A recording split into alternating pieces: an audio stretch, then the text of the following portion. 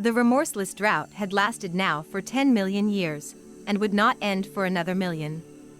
The reign of the terrible lizards had long since passed, but here on the continent which would one day be known as Africa, the battle for survival had reached a new climax of ferocity, and the victor was not yet in sight. In this dry and barren land, only the small or the swift or the fierce could flourish, or even hope to exist.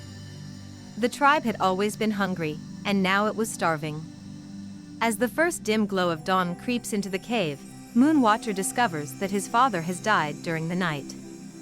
He did not know the Old One was his father, for such a relationship was beyond his understanding, but as he stands looking down at the emaciated body he feels something akin to sadness.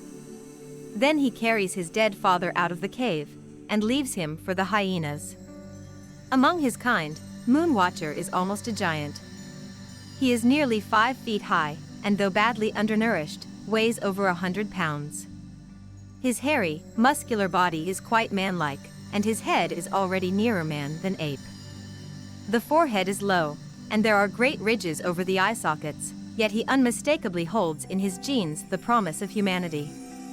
As he looks out now upon the hostile world, there is already something in his gaze beyond the grasp of any ape.